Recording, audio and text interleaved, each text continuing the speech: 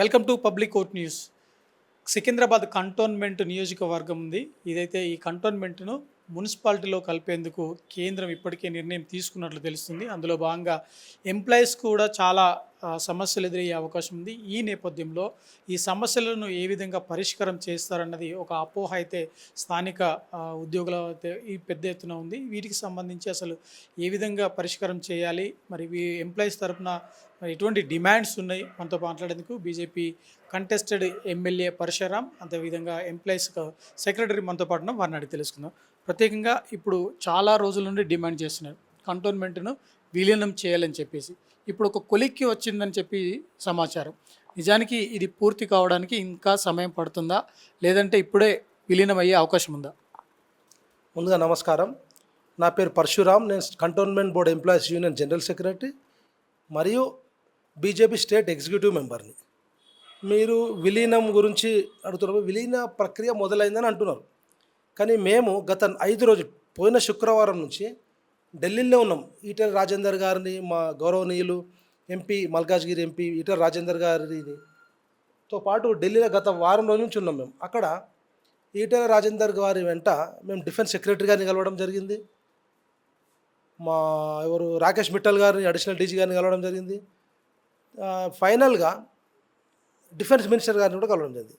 అక్కడ ఏముందంటే క్లియర్గా వాళ్ళు ఏమన్నారంటే, మేము పోగానే మున్సిపల్లో కంటోన్మెంట్ సివిల్ ఏరియాస్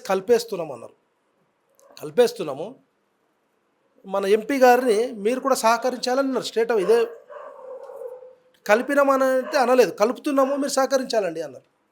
ఇది దీని అసలు అంటే చాలామంది అంటున్నారు ఈ ఆల్మోస్ట్ కంప్లీట్ అయిపోతుంది అని చెప్పేసి స్థానికుల్లో, లేదంటే లోకల్ ఎమ్మెల్యే కావచ్చు, లేకపోతే వికాస్ మంచ్ కావచ్చు, వీళ్ళందరూ అంటున్నారు. నిజానికి ఇది ఎప్పుడు పూర్తి అవుతుంది? కలుపుతామని చెప్పడం ఒక కేవలం మిగతా ప్రాంతాల్లో కాకుండా సివిల్ ప్లేసెస్ మాత్రమే ముందట మెర్జ్ చేసి తర్వాత పూర్తి స్థాయిలో కంటోన్మెంట్ని మెర్జ్ చేస్తూ అంటున్నారు. అయితే కలిపేసిండ్రు అనడం మాత్రం తప్పండి. మాకు డిఫెన్స్ మినిస్టర్ గారే కలుపుతున్నామన్నారు మొన్న పోయిన శుక్రవారం, ఇవాళ శుక్రవారం. శనివారం రోజు డిఫెన్స్ మినిస్టర్ గారి స్టేట్మెంట్ చదవండి మీరు. 2024 కల్లా 62 కంటోన్మెంట్లను కలుపుతామన్నారు. అయితే కలిపినారని మాత్రం అపోహ.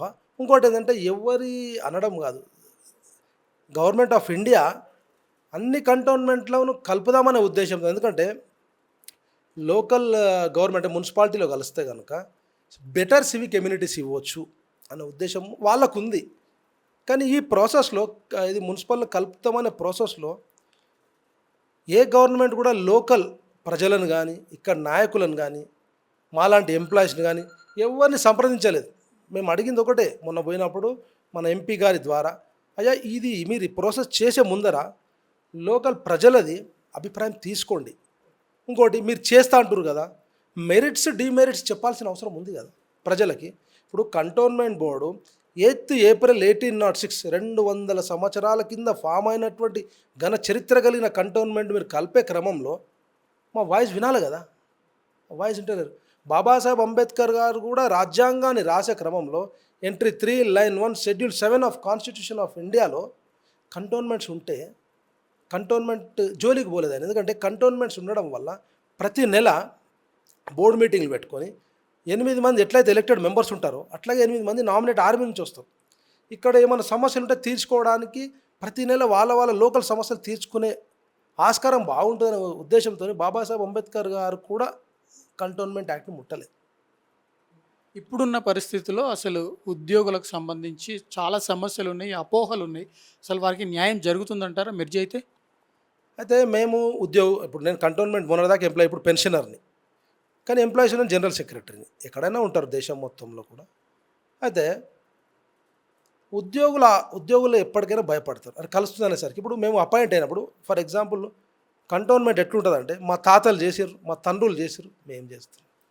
అయితే ఏ ఎంప్లాయీ ఇక్కడ అపాయింట్ అయినా కూడా ఆల్ ఇండియా లెవెల్ రిక్రూట్మెంట్ జరుగుతుంది. ఉద్యోగస్తుడు అపాయింట్ అయినప్పుడు ఏముంటుందంటే మైండ్ సెట్లో, సికింద్రాబాద్ కంటోన్మెంట్లో అపాయింట్ అయినా సికింద్రాబాదే రిటైర్ అవుతాం అని ఒక మైండ్ సెట్ తోటి అపాయింట్ అయినాం. వాళ్ళ కలిపే క్రమంలో మమ్మల్ని ఎవరు సంప్రదించలేదు. మేమే కదా యూనియన్ సెక్రటరీ, వాళ్ళ మా ఎంప్లాయీస్ యూనియన్ అధ్యక్షుడు అండ్ నేను ఇద్దరం కలిసి ఢిల్లీకి వెళ్ళాం. మమ్మల్ని ఎవరు సంప్రదించలేదు.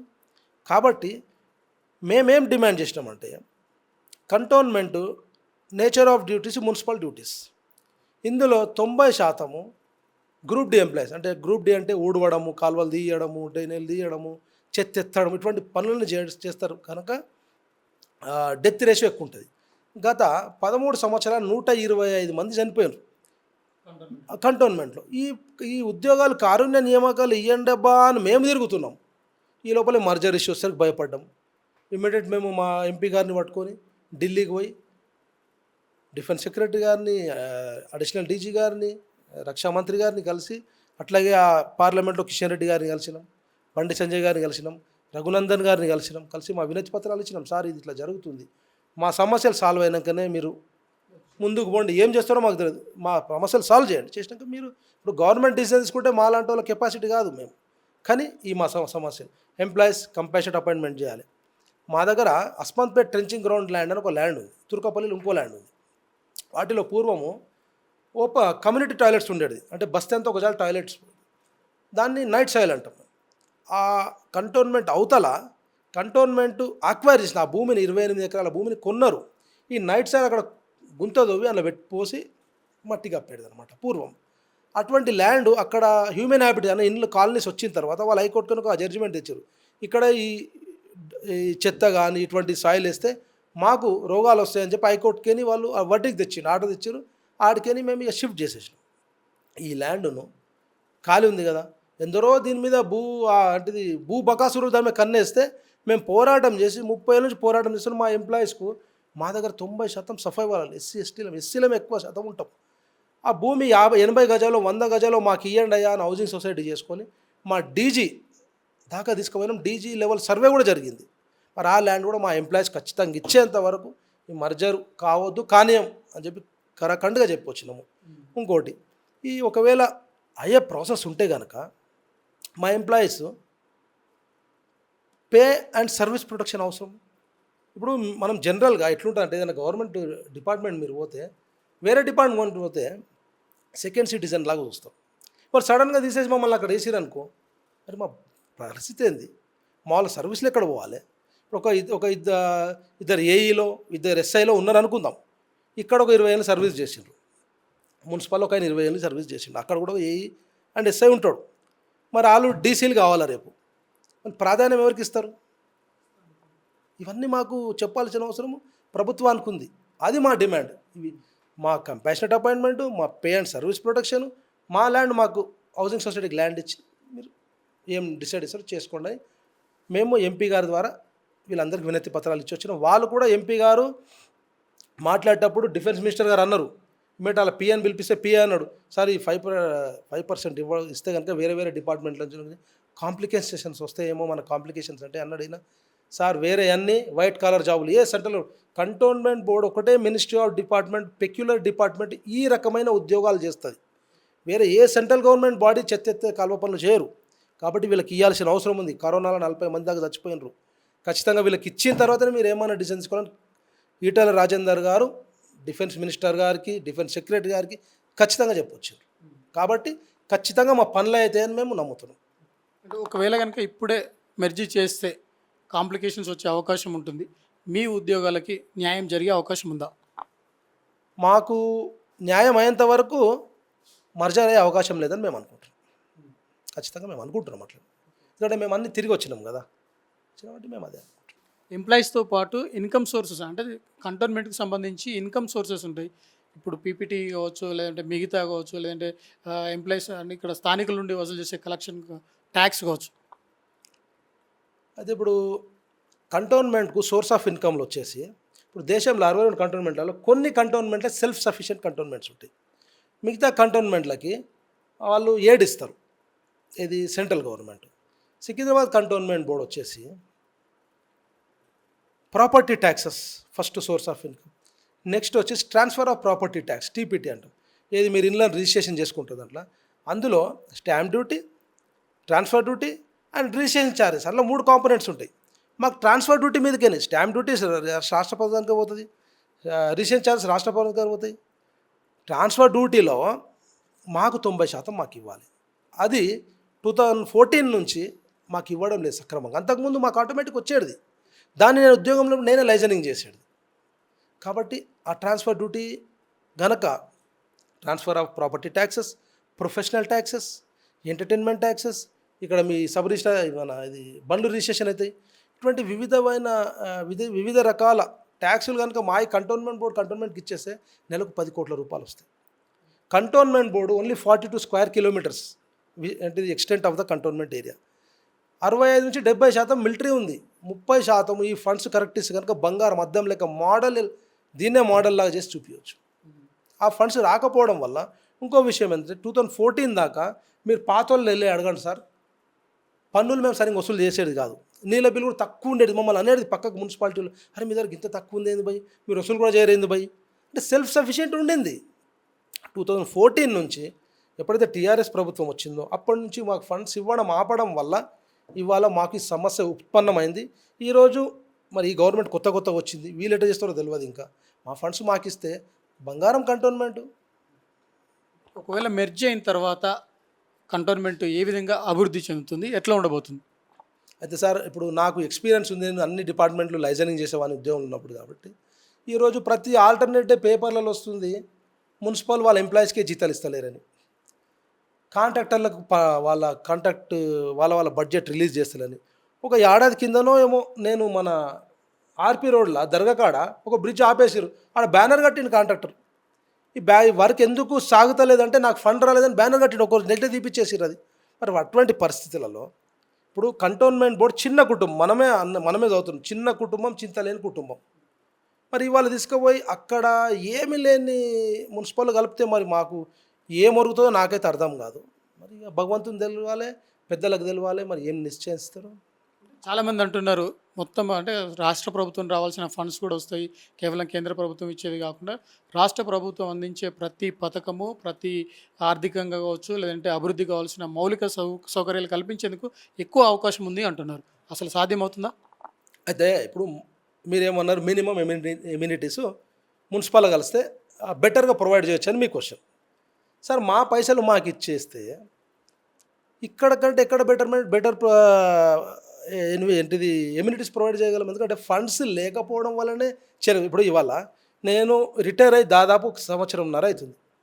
అయినా కూడా నాకు ఫోన్ చేస్తారు, పరశురామన్న డ్రైనేజ్ నిండింది, పరశురామన్న స్ట్రీట్ లైట్ పోయింది. అంటే కంటోన్మెంట్లు ఉంటేందంటే 30 మీకు ఒకరితో పరిచయం పెరిగింది అనుకో, 35 ఏళ్ళు అక్కడ ఉంటాడు, పని చేస్తాడు ఆయన. స్టేట్ గవర్నమెంట్లో పోతే ఆయన ఎవరెక్కడ తిరుగుతారో మాకు తెలియదు. అదొకటి నేను అనుకుంటాను, నా అభిప్రాయం ఇది. ఇంకేం అడిగారు మీరు?